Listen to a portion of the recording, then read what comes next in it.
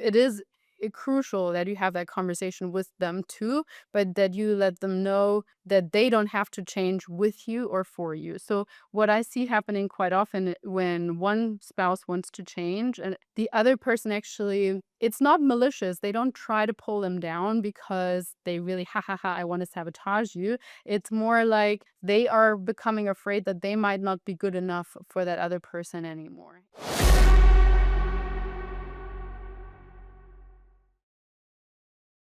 Lisa, please introduce yourself, and specifically, if you could talk about your travels as well, which I think other people will think is really cool, that would be awesome.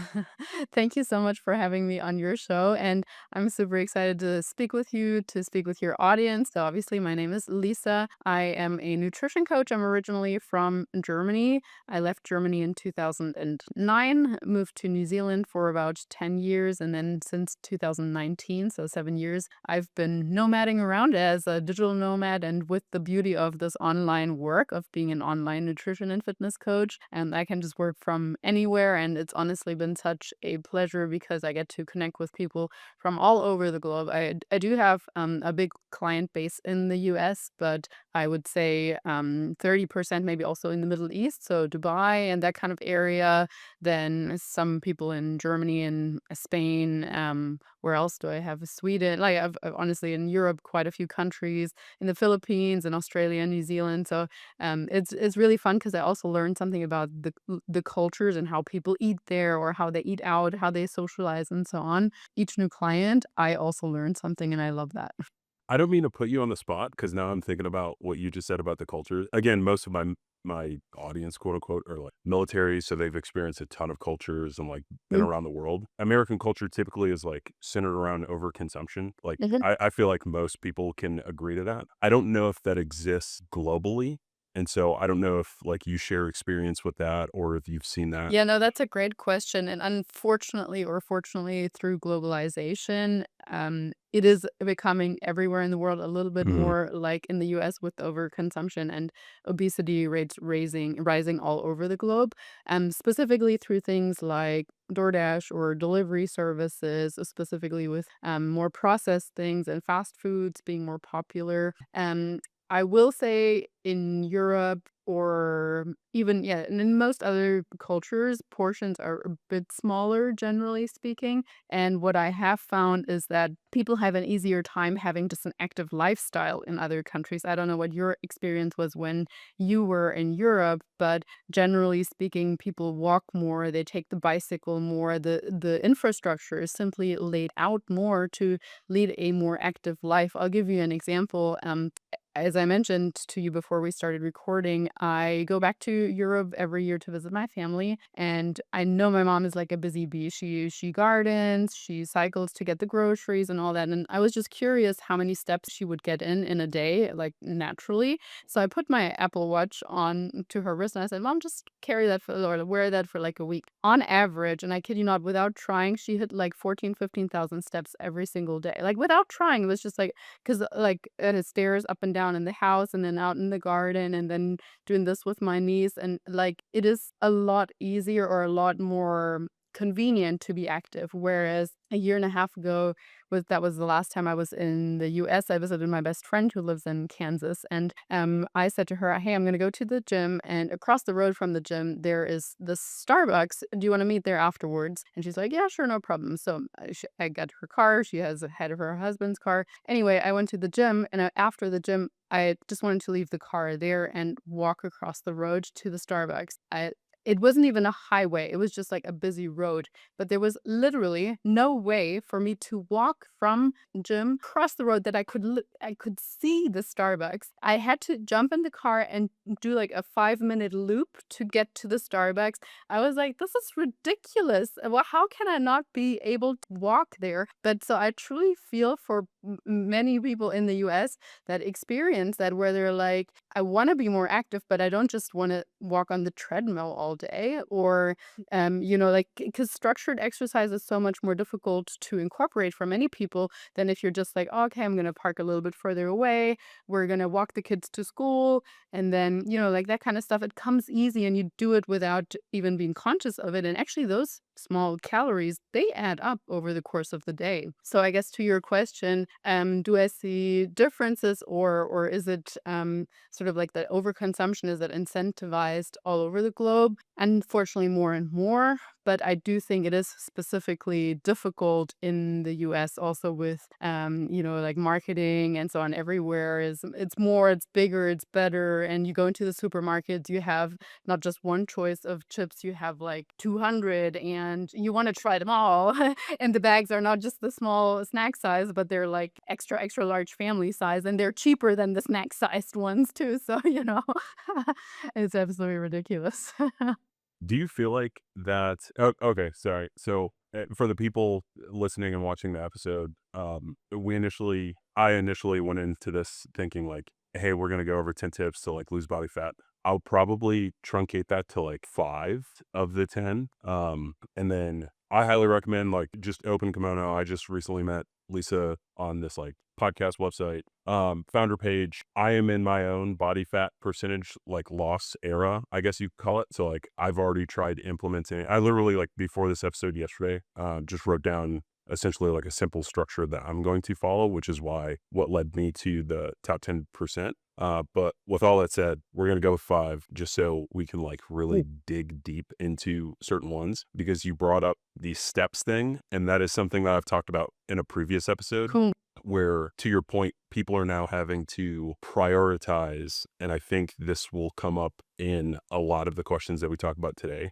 They're having to prioritize not even just simple convenience, but like massive inconvenience just so they can stay healthy, quote unquote. And I think that is a failure of society, which sucks. And hopefully today with the 5 things that we talk about, like we can find ways to implement that into a regular and like sustainable lifestyle. Yeah, I mean, I think this is a really interesting point, and I don't know how much you want to go into this, but I think we have certainly reached, when it comes to food, we've reached a place where humanity has made themselves lives harder by like progress. Progress is not always a good thing, I guess. We're starting to learn with many things. We always think, oh, advancement and new technology and blah blah blah. But we have made everything so comfortable and convenient for ourselves that now we actually have to like reverse engineer that, and like, okay, how can I make my life harder again? Well, I guess I'm gonna sign up for this Tough Mudder, and I guess I'm going to put a walking pad under my desk so I have to walk again.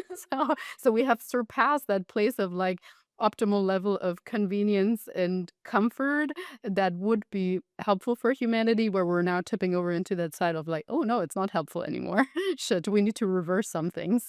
Isn't that crazy? Because the concept of a gym, like most people just don't enjoy going to the gym. To maintain a healthy lifestyle, like you have to go get on a cycling bike for an hour where just because the cities aren't designed like how your mom experiences, where you can Yeah, just like ride your bike to the grocery store. unfortunately, yes. Yeah. And before we started recording, I expressed to Lisa that I live in Vegas now, which I know all you guys know, but I couldn't even imagine like riding my bike to the grocery store because I'm for sure gonna like merge into the road at some point. Like it's not optimal. Right. Yeah, and many drivers don't respect bicycles or pedestrians enough, and so then accidents happen. Of course, you question that twice, and you don't want your kids to bike to kindergarten or school, or because again, it's too dangerous, and someone might get kidnapped. So it's a whole basically it's a whole cycle. But yeah, I think that's a really great topic to address today in terms of how we lower body fat percentage. Because honestly, Norm, like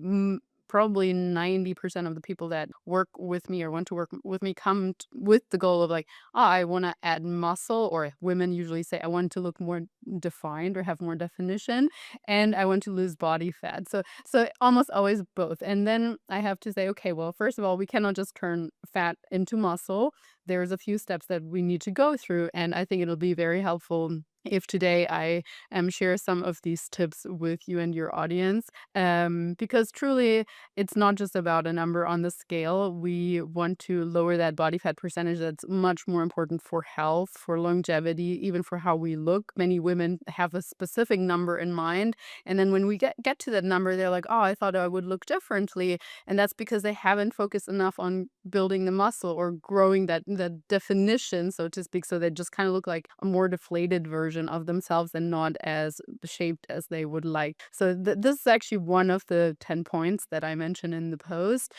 Resistance training and just like moving your body in some way, shape, or form every day is incredibly crucial. And resistance training, I specifically say that because for a long time, I don't know about you, but for a long time when I was growing up, I thought in order to lose fat or to lose weight, all I need to do is cardio. Cardio is the best way to lose weight. And while that might be helpful in terms of increasing our energy expenditure, and while it might be healthy for our heart health and many other things, is really not the best way in the long run because we cannot progressively keep challenging our body in the same way with cardio unless we add a mile, add a mile, add a mile, add a mile, like at some point, like how long can you run? Okay, yeah, then you start running up the hill. Okay, sure, but then where do you go from there? Whereas with resistance training, you can be resistance training 60, 70, 80 years, and you can always increase the form, change up the rep, add more weight, and or like things like this. And so this is one aspect that we can more easily progressively overload and challenge the body, which is what we need in order to keep adapting. But more importantly, of course, as we're doing that, we are building muscle mass. And as I was just alluding to, having more muscle mass is always going to be more beneficial than having less. Let's say we have two people, they both weigh exactly the same, but one person has 20% body fat and the other person has 30% body fat. So the person with more muscle mass or more lean tissue is just going to burn more even at rest.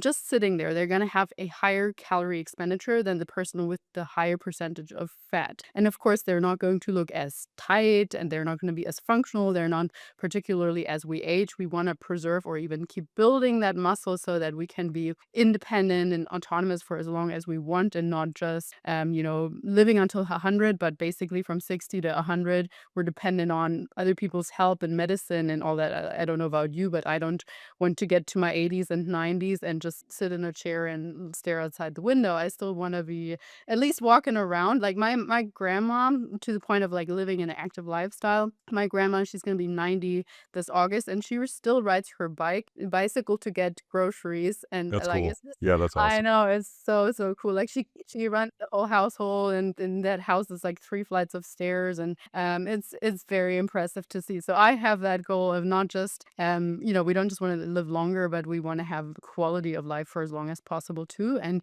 muscle mass is going to be incredibly crucial for that because many studies actually show that it's not necessarily always or often illness or so or disease that causes people to die. It's very often people fall and they don't recover from it anymore. Like they break a hip, they, whatever, they don't have that reaction or speed or the muscle mass to support themselves again, to pick themselves back up, to, go to the toilet and do all these functional things. So it's actually being bedridden and being dependent on help that's then essentially causing the people to pass away. But yeah, so a very, very big incentive to go to the gym and start resistance training and in a structured way where you really think of, okay, I think in the military it's actually really great because from what I know, and correct me if I'm wrong, but it's very incentivized to do sort of functional training where you pick up heavy stuff, you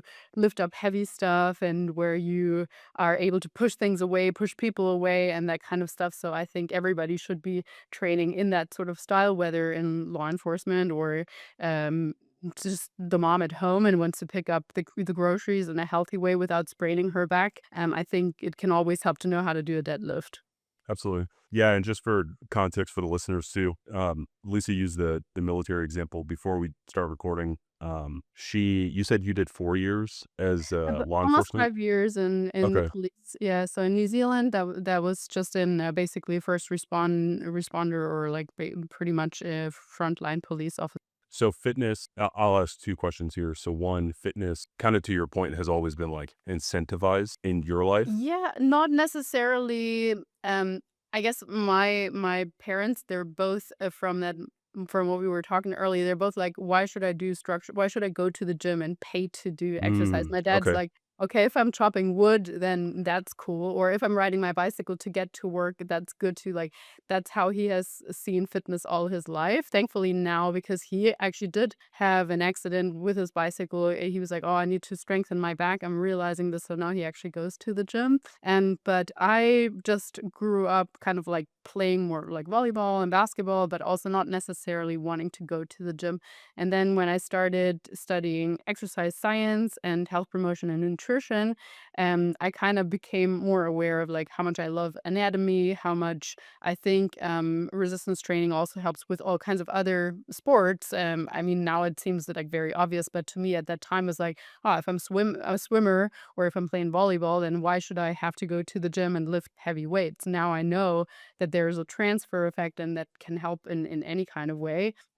So I wouldn't necessarily say it's always been incentivized, but once I started it, I fell in love with it. I first came to CrossFit. I do have to say that that's like probably I owe CrossFit my love for heavy weights, because I always thought, oh, I don't want to get bulky. I don't want to look, masculine in that way. And then I just loved the diversity of it. I loved how much variation there was. And then I had some injuries and learned that I was probably overdoing it with my competitive nature.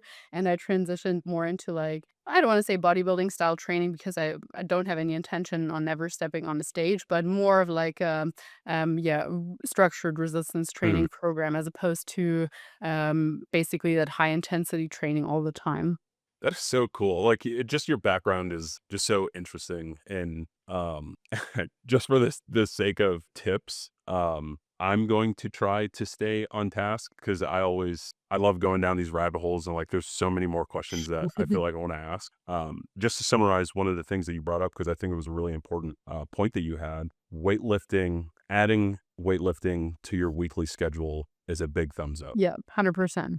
And that is a good way. Obviously, we'll add more things to the week. That by itself is a good way to take fat, turn it into muscle. Overall, you will reduce fat percentage. Absolutely, yeah. Aside from all the other benefits that resistance training brings in terms of better blood sugar regulation, better appetite regulation, all these kind of things, absolutely that in and of itself. And I think that that actually does come as a surprise to many people, because we don't necessarily think of resistance training in the way of like, oh, that's going to help me lose body fat or drop the body fat percentage. Of course, the training aspect is, from my perspective as a nutrition coach, from what I've seen with my hundreds of clients, not as important as the nutritional aspect. And you might think I'm biased as a nutrition coach, but truly, I think many people know by now that they can't work out or outwork, better said, outwork a poor diet. I also used to think, oh man, I've ran 10K today. Now I can sit down and have my quote unquote cheat meal or whatever. And then later you realize, okay, I actually didn't burn those 3 slices of pizza, brownie, milkshake, and whatever in my single run. Shoot. So yes, that brings me to another point that I made with these 10 points, and that is simply figuring out how many calories you actually require, even just to maintain your current body weight. And I think that this is a very underrated point. So I will give you a little bit of a background story. I obviously love traveling. I also love being social. And I also always thought I either have to pick being social and traveling and having like the lifestyle that I love, or having the body that I love. And I felt, okay, I need to put myself through the super restrictive diet, and then I can enjoy my trip here and there. And I go on a super restrictive diet Monday through Friday, and then I can have my cheat weekend there. And I developed a really unhealthy relationship with food, and I still never got to my goal. It was just like gorging myself and then beating myself up for whatever I was eating at the time. So I went through like paleo, low carb, low fat, like all the various different diets. And I'm a very logical person. And so when I then learned that actually all these diets or anything that we do when it comes to body weight manipulation always comes down to energy balance. Am I eating more than what my body needs? I'm going to gain weight, ideally muscle, but most of the time it's fat. Or am I eating less than that? And then I'm losing body fat, ideally. And once I was like, okay, it's actually numbers. There's actually like a science to this that makes it very easily manipulative for me, but in a good way. And I don't have to follow any dogmatic approach where you just like randomly cut out carbs, but you still don't know, okay, what happens if I do eat that slice of pizza or piece of brownie at my niece's birthday party, that kind of thing. So once I realized, okay, it really just comes down to overall calories, and of course, there's a deeper level to that, and I'll get into that later. Once I figured that out, it took away any feeling of like guilt or good or bad and moral value of foods because again we spoke about this before we started hitting record, but I'm someone, if you tell me I can't have something, I really want that something. And so, for example, when I was going through like low carb phases, all I was thinking about was like bread and cereal and the oats and like pasta and potato, all that. And then when I was like, oh, okay, actually I can incorporate that. I just need to learn how to tweak the quantity and I don't have to feel bad about it. And likewise, I thought as long as something is healthy, I can have as much of that as I wanted. So I would have like, I don't know if you're familiar with like bulletproof coffee, but that was like the latest thing for a while where you put like cream and butter into your coffee and ooh, it's so healthy. And then I was like, oh shoot, my bulletproof coffee is actually like 400 calories right there. So it taught me that just because something is quote unquote healthy doesn't mean I can have as much of that as I want. And just because something is quote unquote less healthy, like pasta or bread or something, doesn't mean I can never have that. So it really like learning about energy balance has given me a feeling of food freedom and has also beyond that point has made travel easier, has made social engagements easier and so on because I can feel like I can truly enjoy that as long as I know how to like moderate the quantities and adjust them to my current needs, whether I'm losing, gaining, or maintaining my weight. I think that was a great thought process. And also, I know a lot of people listening to this, and I'm sure you've consumed a lot of the content as well on like, fitness and coaching and all that stuff. People will hear the same thing, but it's like very difficult to apply. And like, that's kind of also most of your business model is like helping people apply the thing, which I've always loved like fitness culture and like just the science behind all that stuff. With that said, the practicality of the energy management, just to go back to like the week structure, like kind of thing. If I'm weight training, I believe your post said try to essentially, if you don't weight train at all, don't try to like create a perfect week where you're weight training 6 days a week and all that other stuff. Would you say I know nothing and I'm starting from nowhere, starting 2 days a week, 3 days a week, or would you go up or down, or how would you navigate that? And then how does that affect the energy management? Yeah, so I would say 2 days would be the minimum I would probably start off with, and it doesn't even have to be, like, super long, if you start off with twice a week, 30 minutes, and then you increase it to maybe twice a week, 40 minutes, and then maybe 3 times 30 minutes, and so on, like, for me, consistency is always going to be the most important thing because there's no point of me giving you the perfect plan if you're not gonna stick with it, so I would rather someone start small to-dos and has success moments in achieving them and maintaining them, as opposed to, like, overloading themselves and then after 3 weeks noticing, I can't actually maintain that," and feeling like a failure. It's really demotivating and you take steps backward. Rather building up, and you can definitely already, if you're currently not doing anything, you can already see progress with twice a week. But ideally, long term, I would say 3 times a week, an hour is a really good minimum baseline. And then if in a week you have a bit more time and you can add a fourth session, that's awesome. If not, and it's just the three, that's really great too. And people might find that over time they also fall in love with the gym or with strength training, like I did, and like so many of my clients do. And then they're like, oh, I think I can increase to 4 permanently, and then maybe to 5 or so. But yeah, still having 1 or 2 rest days is definitely important. And to your question in terms of how that affects the energy expenditure,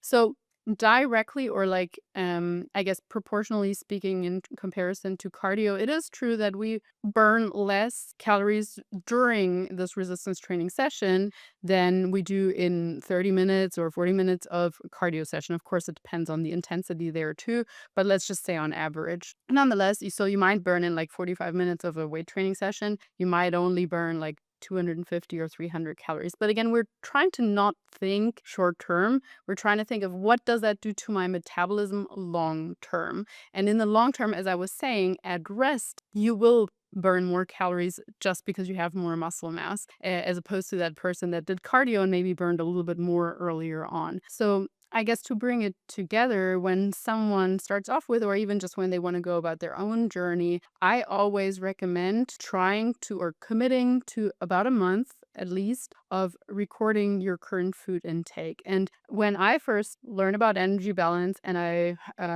then was incentivized to weigh out my own food, to record my own food, I was like, this is so obsessive. I never wanted to use the scale and how annoying, blah, blah, blah. And it is true. The first few weeks, it is going to feel very annoying to place most of the foods, at least the ones that you eat at home, on a scale, and to even enter the food that you eat outside in a restaurant or someone cooks for you into a food tracking app. It can be like, oh, I just want to enjoy this right now. But in the end, if we think about it, what are 5 or 10 minutes of our day where we're like placing stuff on a scale or putting stuff in an app? What is that real? Is that really too much to ask if it gives you the body that you want and health and all the other benefits? Because for me, tracking calories or recording your food is not just like an annoying tool to get you to a certain weight. It is actually very educational because I don't know about you, but again, like I didn't know exactly what foods are high calorie or not. Like when I started logging my food or recording my food, I was like, oh, this tablespoon of oil or butter right there that I've been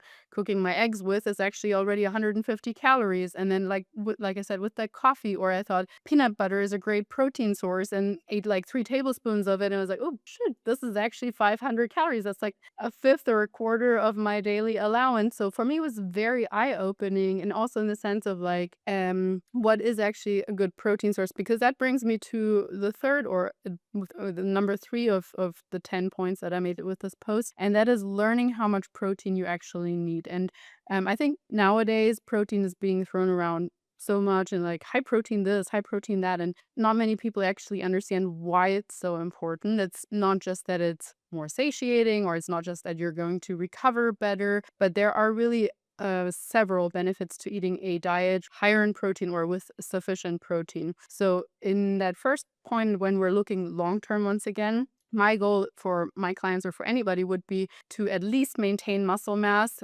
as they're aging. And I'm saying that because even from the point that we're like in our 30s or at the latest in our 40s, our body is starting to lose what we don't use. So if you don't use your muscles, you're going to lose them. The first, of course, policy in order to prevent that is resistance training.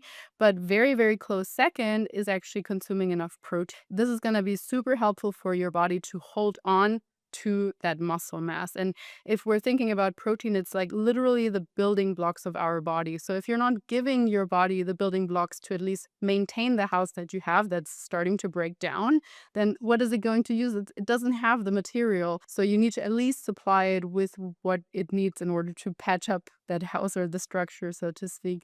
So that's point number one. We want to maintain the muscle mass or even build it. Number two, again, like protein, out of the three macronutrients, proteins and fats, protein is actually the hardest to break down for your body. So for simply from a biochemical perspective, its makeup requires the body to burn more calories by breaking it down. So if you eat 500 calories from carbs or 500 calories from protein, your body in the process of breaking each one of them down your body is going to burn about 5% more calories or so by breaking down that protein, which is awesome. Directly after that, it is also the least likely macronutrient to be stored as body fat because it's not really made to be an energy resource. Carbs are great for like immediate energy, thinking, like brain activity, all these kind of things. Fats are also great for long-term energy, for that kind of like endurance type exercise, or even just like sitting, standing, that kind of stuff. Protein, it's a very inconvenient process for your body to break protein down in order to be used as energy. So So if we're overeating or if we're eating anything, protein is least likely to be stored as body fat. So those are already three amazing reasons why we should be consuming protein or enough protein. And then there's many, many others in terms of blood sugar regulation, appetite regulation, and it curbing actually cravings, sweets cravings, and all that stuff. Also, in terms of even like mood, because it's going to help with like serotonin production, so kind of happiness more. So I generally recommend for my client to aim for somewhere around about a gram per pound of goal body weight. So if someone's wanting to lose weight, I would always make sure you resort to goal body weight.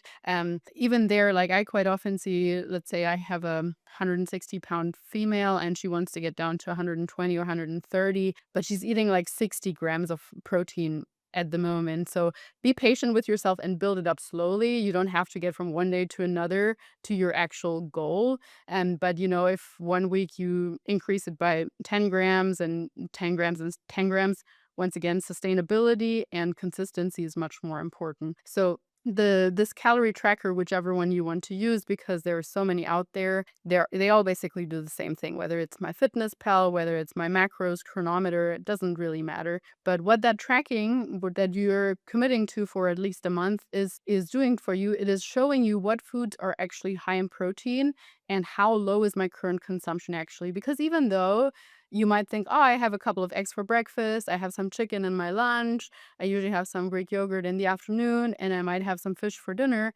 It might still not be enough, unfortunately. So, just by tracking that, you will see your weekly average or your monthly average, and you can make adjustments. Because, just like with a financial budget or so, if you don't know where you are, if you don't know where your expenses go or how much is coming in, you cannot specifically say, I'm saving up for this. I think just in general, looking at your calories and that as a budget in terms of like financial budget is actually really helpful, because if you plan out your day and you are in a weight loss phase, that could be compared to like, I want to save up for a house, and how do I go about that long term, and kind of like relating it in that way. So we always want to create awareness first where we are before we then decide, okay, what is my actual plan? Do I want to gain muscle? Do I want to lose fat? Do I want to do both at the same time? Which then brings us to periodization, which is another point in that post, I believe. So having a long-term strategy. Actually, most people that come to me, they just say like, I want this and this. Like they might have a goal weight in mind. They might even have a goal picture in mind, but they don't necessarily think about how long does that realistically take. And more importantly, especially for me, more importantly is how do I make sure I maintain that? Because I don't think I have succeeded as a coach, and neither has my client, if we're not maintaining that. I don't want to be in the business of people's yo-yo dieting and people, I don't want your money if you're just coming to me for that. I actually want to set up my clients for success so that they can maintain their results. And a very crucial point that many people forget when they go about their weight loss journey is, how do I get out of this? So they make one of two mistakes. They go through a weight loss phase, so we're tracking our calories, we have set our protein, we're resistance training, we have all these 3 points, and we have decided we're going into a calorie deficit. So maybe we're 3, 4, 500 calories below our maintenance range, and they're losing weight. We made some adjustments along the way, and then we're at the goal weight. Okay, what now? Many people want to say, okay, cool, Lisa, I've reached my goal. See you later. Bye. And I'm saying, okay, no, stop. Now is actually the most crucial point. We have to reverse diet. So we have to slowly, gradually, progressively bring your calories back up to your new maintenance level, instead of people just going back into their old ways of eating, or often like, oh, I want to just intuitively eat. I don't want to track my food anymore. But what happens when we do that? At the end of a dieting phase, your body is going to send you increased hunger signals, because of course, from a survival perspective, and that's your body's only job really, it wants to keep you alive. So it's from a survival perspective, it actually wants you to gain the weight back and then some, in order to ensure that when the next hunger period comes around, you're better situated and your survival rate is even higher. So if after a diet you just say like, oh, I'm going to listen to my hunger cues, you are most definitely going to gain the weight. Instead, when you slowly and gradually, progressively increase the calories again, you are teaching your metabolism to speed back up, and you're teaching your body a kind of like when you're plugging in a laptop again, or basically, it might have downregulated all the backup processes. It might have gone a little bit into a darker mode, and you're plugging it back in slowly and gradually. All the processes are running back up, and that's the same thing that happens when you slowly and gradually go through a reverse diet. The other mistake that I see people make, if they don't have that strategic plan or strategic periodization when it comes to nutrition, is they simply stay at low calories because they're so afraid of putting that weight back on. Particularly women are terrible at that because they just like, oh, this worked, so I'm just going to stay at this really low calorie meal plan forever. And what happens then is our metabolism reduces because, again, we're adaptation machines basically. So our metabolism wants to keep us alive, and is just okay. There's very little food coming in, so I'm going to downregulate the energy that I expand for hormonal processes and so on, or going to downregulate your activity level, like you see me fidgeting around and so on. If someone's on a very chronically low calorie diet, they don't do that. They naturally are just a little bit more calm, and like they don't waste any energy. So your metabolism downregulates, and then also that affects your hormones. And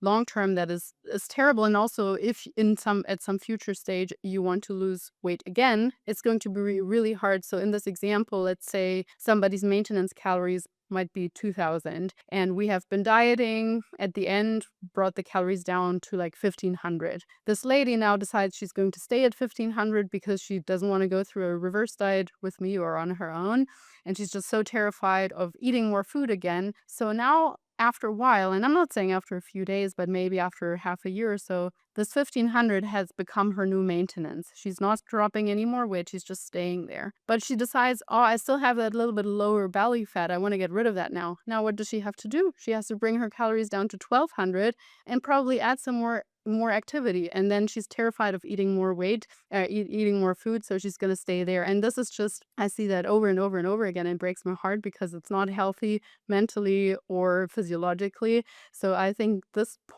fourth point that I made in that post, is actually incredibly crucial for people to learn, and we don't talk about that often enough, really. That was a masterclass. Sorry, yes, I'm throwing a lot at you, but yeah, there is so many points to go into. No, I'm taking notes. I think you're doing a phenomenal job of like getting the information to, again, I know exactly who's going to listen to this, and I know how to at least navigate like what you're discussing to get them to apply those things, because everything you're saying, I'm sure when it gets edited, like you won't see my face, but I'm like nodding throughout. I know you can see it. So a few questions from the things that you've said as far as calorie tracking. So I think for a lot of people, it is easier, at least a lot of people that I interact with, it is easier for them to track calories at home because there's not the social pressure of like them being seen taking a photo of their food or logging it. And then everyone around them is like, what are you doing that for? Like, you're awesome. Mhm. And like everyone wants to be supportive. Have you experienced that with a client before? Like where they've expressed like the social pressure Oh, and how that affects their diet? Yeah. yeah, absolutely. I mean, especially if it's something habitual. So I'm like, I think the one-off birthday thing or so that we go to, that's one thing to address, and holidays certainly another thing to address. But if it's like every Friday or Saturday, you're used to going out with your buddies or girlfriends, and it's kind of like, not necessarily binge drinking, but it's just a habit that they're getting the bucket of margaritas or bucket of whatever beer, and then suddenly you're like stopping after one or two, and they're like, "Hey, what's going on? Used to put them back, five or six at the time easily, and order twice the food that you have." I think a really big point here is, as uncomfortable as it is, but it's just communication. I mean, I will say that we don't owe anybody any explanation. Like, you don't have to if you don't want to explain yourself. I think just saying like, "No, I don't need more at the moment. Like, I'm good with just that." That should be enough. But I think it can actually be more liberating to just be like, "Hey, you're right. I used to have like six of these and twice the pizza, but I've decided I'm gonna take a little bit better care of my health because the other day I was walking up the stairs and noticed how much I was puffing, and I actually wanna, improve my health for my family, or, whatever it is." And then most of the time, if they're really good friends, they will actually say, "Hey, that's awesome." Actually, I was thinking the same thing the other day because we've been going pretty hard. I might start something like this myself or not, but that's cool. If they're a good, if they're really insecure themselves or they have maybe some weight issues themselves that they're not ready to address, they will probably keep pushing and just be like, "Ah, come on, like don't be such a fun killer. Like it's just once a week. Don't be such a whatever." But yeah, I think it's important to know too that people's reaction usually has more to do with them than it really has with us. Like and it's also going to just be uncomfortable for us for a brief moment. And I would always encourage people to think in that moment to think about, is it better to have that a brief conversation in discomfort that the other person's actually going to forget about, a minute later, probably. But if you let them convince you to have something that you don't actually want to drink or eat, you're going to feel bad about it probably for a day or two because you broke your own word to yourself. So I think I personally would prefer to have that minute of discomfort in terms of the conversation with the other person than breaking my own word. Of course, it's always going to be easier or more fun if we actually have people around us that support us in our goals. But quite often, when we're going through a growth period or, we're shedding a layer of our old identity, so to speak, perhaps we're not quite in it with the gym crowd or with the people that, have similar aspirations, and we're not quite fitting in with our high school buddies or whatever anymore. It can feel a little bit lonely, and I would say I've been there myself too, where you're like, "Oh, where do I really fit in?" And it takes some growth time to actually find your new people, but when you do, it's amazing, and I can only encourage, people to look out for online communities or, yeah, a coach, a mentor of any sort, and in many organizations, I think if you look enough, you will also find the people that are there to support you. I will, as a last point on that support note, I will say we cannot expect family, not even our spouse, to support us in it. I would say it is crucial that you have that conversation with them too, but that you let them know that they don't have to change with you or for you. So, what I see happening quite often when one spouse wants to change and the other person actually, it's not malicious. They don't try to pull them down because they really, ha ha ha, I want to sabotage you. It's more like they are becoming afraid that they might not be good enough for that other person anymore. And so subconsciously, it's like, "Oh, okay, honey, I brought you home your favorite pizza, but I told you I was gonna go on a diet. Why did you do that?" And the fight starts erupting. Instead, when you say like, "Hey, listen, babe, I've decided I want to eat healthier, so I'm just gonna try to cook at home most of the time. If you want to bring or keep going with your pizza night on Fridays, that's cool, but don't bring my pizza home. Maybe you can even, eat in the living room with the kids, and I'll be doing my thing here. If you want to join in, I'm more than happy to cook for you too, or something like that, right?" So having that open conversation and just reinstating that you don't have to change with me. I love you exactly the way that you are. The reason that I want to change is just because I don't feel comfortable in my body anymore, and I know I can do better, type of thing. So not making it sound like you're criticizing or judging other people for not wanting to change with you, because that's another thing I see quite frequently is like then that person goes out for dinner and they're like, "Oh, I'm on a diet, I can't have that, and no, I'm not allowed that." And just by speaking negatively about your quote unquote diet, you're making it harder for yourself. Whereas if you just say like, "Oh no, thank you, I've had one serving, I feel good now. I don't need more. I don't need seconds." Or, "Oh, no, thank you. I actually really enjoy my steak and potato today. I don't need the burger and the fries. It's all good. Thank you." So that makes it sound like you're enjoying, you're choosing that journey. Nobody is forcing you to be on that diet. And even worse, if you're like, "Oh, I wouldn't order that burger here. Like, honey, you shouldn't have those fries." Like, who wants to, again, I don't want to be told what to do, especially not from my spouse. I wouldn't want that. So, like, don't criticize the other person. That's never a good idea. You can only lead by example. You can offer to cook for them or support them in that way, but don't criticize. That never goes out well. Absolutely. Yeah, and I think that was a really important point about the spouse too, because my fiance is also very active and like she used to play tennis, got me into tennis. Like there's it's just a lot easier, not that I'm like, aggressively overweight or anything like that, but, sign up for a jujitsu tournament. I wanna be in a different weight class, wanna lose weight to do that. Like, it's very simple. But a few months ago, she got me a crumble cookie, and I was like, "Oh, that's awesome," but, like, I wanna make weight for this thing, and, luckily, to your point, she didn't take that, like, personally, she didn't take that any kinda way, and so both of us in that moment were like, "Okay, how can I still enjoy this thing, but also still make weight?" I just cut a little bit of piece of it, we both shared it, and then I froze the rest of it. It's probably not that good anymore, but we froze it with the intent that after I did my tournament, and if I won, that was gonna be a celebratory thing, I but love I that. just wanted to reinforce, yeah, what you said as far as, the community piece goes. So, I hate free sponsorship, but, like, I use, Cal AI, and it's not bad. It does a good job of, like, you don't know how much this thing costs in calories. Now you kinda have a general idea. It can't figure out, like, if there's butter in it, if there's oils, like, all that kinda stuff just because it's a picture. But, again, at the same time, if I take a picture of, like, chicken Alfredo and it says it's 3,000 calories, I'm like, "Probably true," like, kinda thing.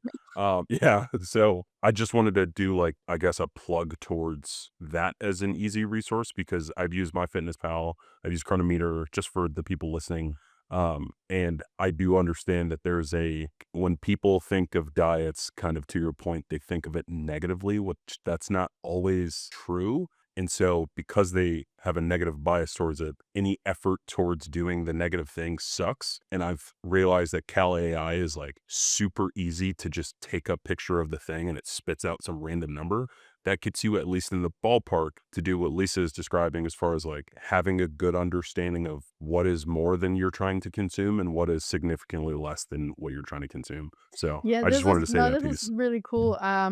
It actually leads me nicely to the last point that I wanted to address. I guess we're doing six because community or support was another one in there. So the sixth one I will throw out there is really the importance of consistency, and that's combined with point number seven, which is long term thinking.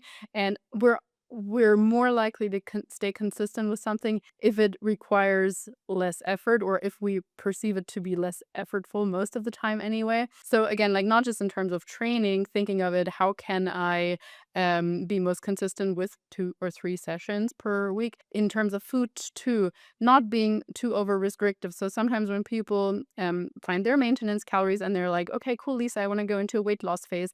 My maintenance is 2000 as I've calculated. And then I might say like, okay, let's start off with 1750 as your goal. And they're like, oh, but wouldn't I be losing faster if we just go down to like 13 or 1400? And I'm like, yeah, initially we would. But how long can you stick with this? You want to lose 50 pounds or whatever it is. How long can you stick with this? Do you really think that that's realistic even for a weekend?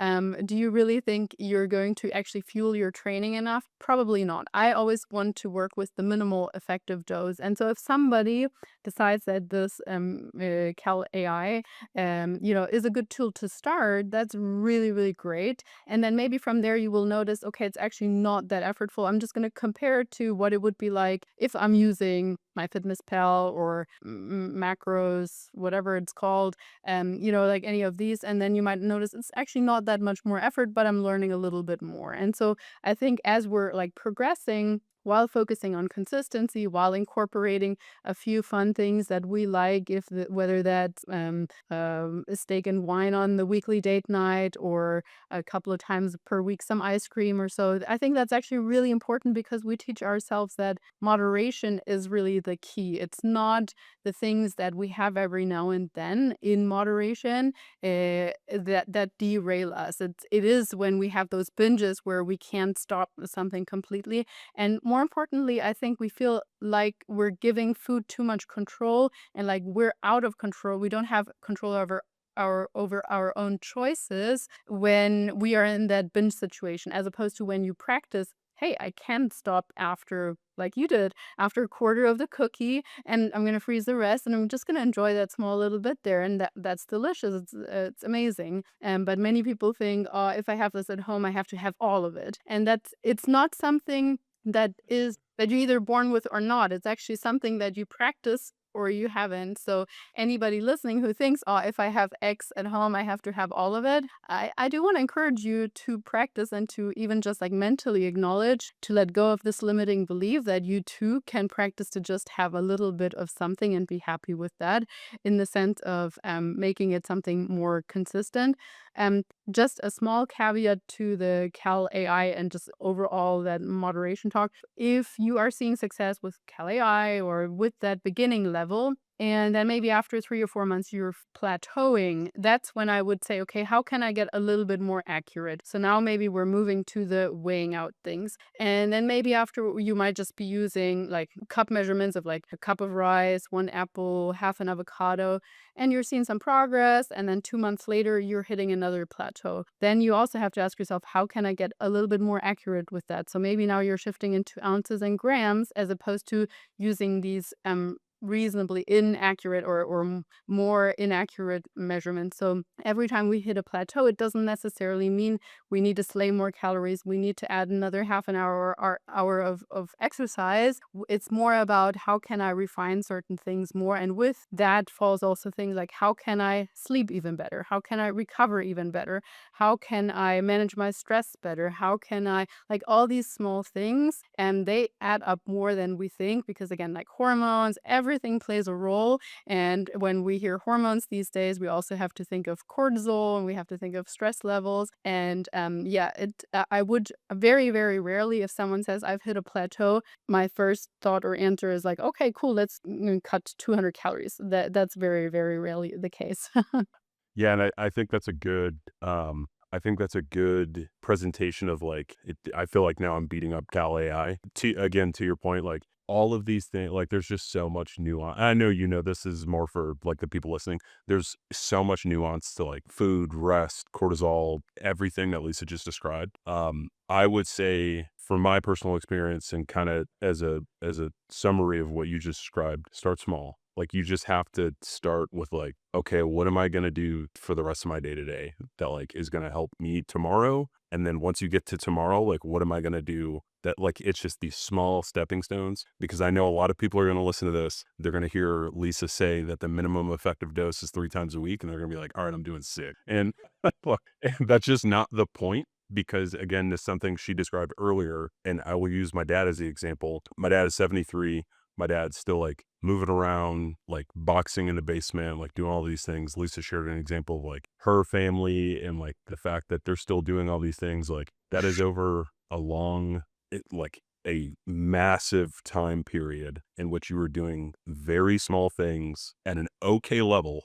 And then as soon as you get some new information, you then just improve whatever your process is. So, lastly, to her point of like 3 months of Cal AI or just in whatever app that makes it super easy. And then once you've realized that like, oh, okay, I need to start tracking fiber probably, or like I need to start tracking like, is my protein actually sufficient right now? Because I've consumed a bunch of Lisa's content and like realized that protein is the thing. And then you use MyFitnessPal. I actually like MyFitnessPal. I've used it like several times. I don't know if it's still free, but if it's not, like what's $4 to like your There is overall a health? free version, and that's Okay. actually usually completely sufficient. The reason I use my fitness and I'm completely like unaffiliated or have no bias towards any other apps either, but I just use it because I can send people a friend request, so all my Oh, clients nice. and with, so I can actually see their food diary and actually comment specifically on the food choices that they make. And other apps don't have that feature. So yes, the free version of my fitness pal is still totally sufficient.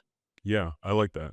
Okay, so because there are so many other things that we could discuss, in summary, the 6 to potentially 7 things that we covered: try to hit the gym, gain some muscle, track your calories as best as you can, mostly from a I'm gonna go on a very small soapbox here. Try to track your calories from what Lisa was saying earlier.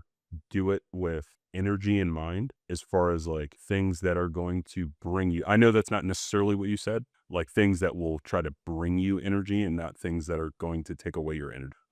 So like chips and stuff like that, while they're tasty and awesome, at least I have noticed replacing like chicken, which I like chicken, so I like don't even want to say that that's like a struggle for me, but replacing chips with chicken, like after going to jujitsu, I feel off. Like if I'm just eating chips all day. So a better example is pizza, and I'm glad that you brought up pizza because I'm like I love pizza. Yeah, keep energy in mind, and then consistency is another important thing. I eat pizza probably once a week, but I'm also like, that's just my thing. I don't do it on a day that I'm going to train immediately after. Like it's completely separate from like all that kind of stuff. But I do want to bring that up because there's going to be a bunch of people who are listening to this. They're going to be like, "What? Your diet's not locked in," or like anything like that. I'm planning on the long term. I love pizza and I don't want to remove that for something that is like not awesome and tasty like I think pizza is. So there's that. And then the last three things, I'm going to rapid fire these. The we brought up walking, but what are some easy ways people can kind of going back to that week structure? What are some easy ways do you think if I'm training 3 times a week, I'm slowly locking in my diet, but I still need to improve activity because I'm not hyper focusing on how many calories I'm burning in the session, which is something that you brought up. Like, how can I improve that activity in small doses throughout my week? Mhm. Yeah, actually, there's a lot of great research on things like walking after meals, even if it's just like 10 minutes. I mean, given hopefully that you live maybe in an environment where you can walk a little bit.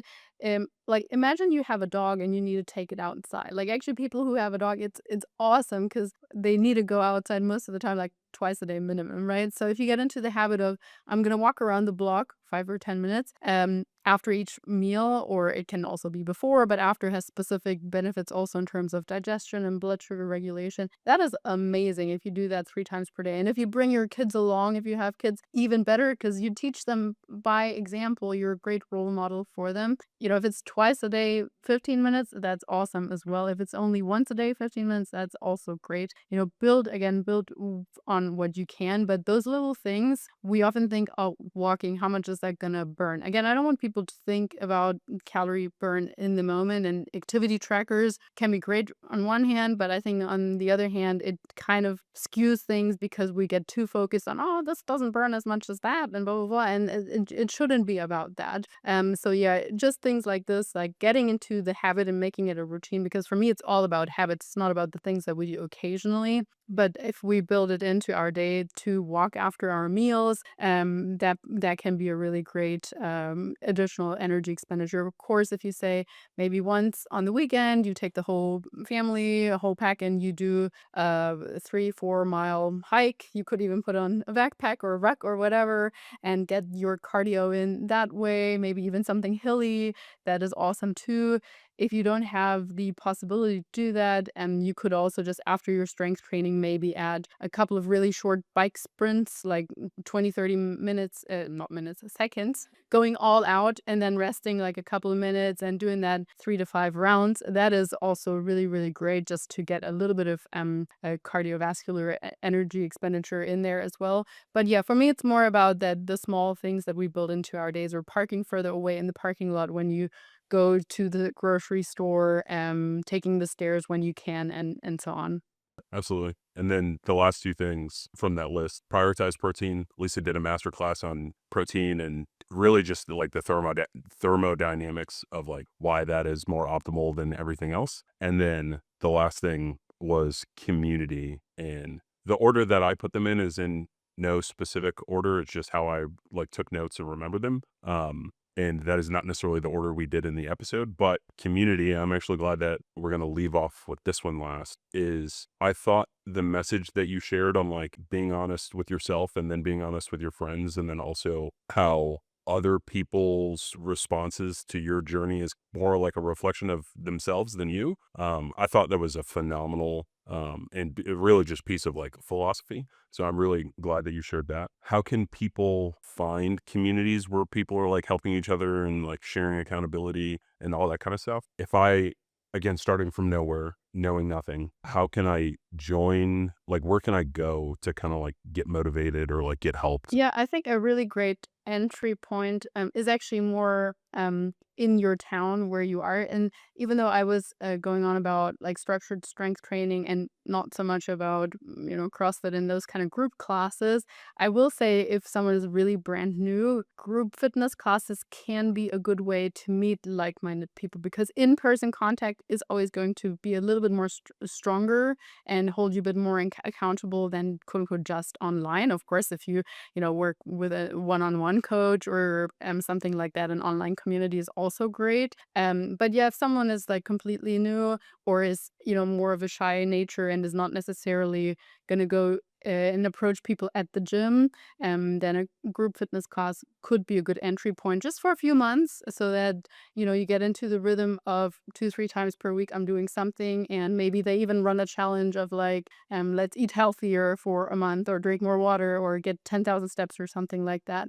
So I would say if you're very much an in-person person, then that is one thing. But there are also lots of other like online communities if you look in your area or if you generally follow a strength training program, which I would also encourage people to do as opposed to just go to the gym and randomly try and pick whatever you think might be best, even though you haven't exercised in a long time. Following a training program, especially in the beginning, can be really helpful so that you go to the gym and you have a plan and you know that someone put that together with specific muscle groups and intentions and not just, yeah, this machine is free, so I'm going to go and use it and use the 30 pounds because that's what I've been using in the past sort of thing. But yeah, that would be my tip, like trying to find people in your area maybe. And who knows, depending on where you live, you might even reconnect with someone from high school or make a great new friend. And then it's not so bad if some of the other friends fall off because that's what life is like. We evolve, right?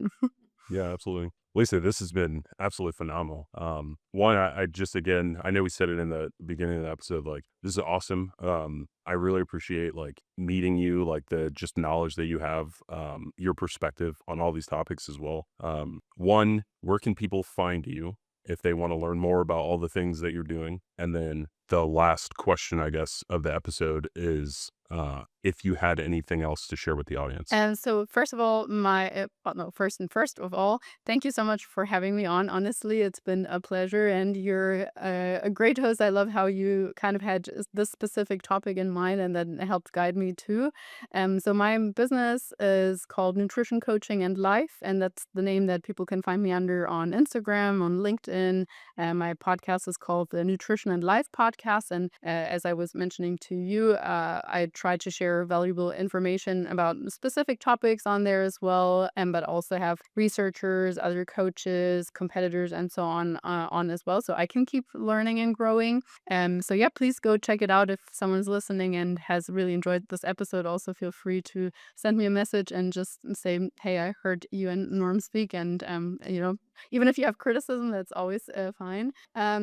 But no, I think what I really just want to keep highlighting is the point of consistency, and with that as well, I think we as in like people in general, we're so inclined to just settle for mediocrity these days because it's comfortable. And we were talking about comfort earlier. We often have it too comfortable to be incentivized to change. But if you're listening and you've kind of been like on the fence or been thinking, I used to be much fitter here, or I don't feel quite that comfortable, I just want you to know that you too are made for greatness and we're designed to live our best lives. And if you think you need to settle or other people are trying to squeeze you into just mediocrity and something that they're comfortable with, then I would just want to encourage you to reach for more because I truly think we can strive for everything that we want to as long as we put our mind and our work into it. Thank you, Lisa. And thank you to everyone tuning into the episode. I've just recently started saying this. So if you're watching on YouTube, Twitter, thank you. For everybody else watching and listening on Spotify and all the other apps, I really do appreciate it. And I will see you next time.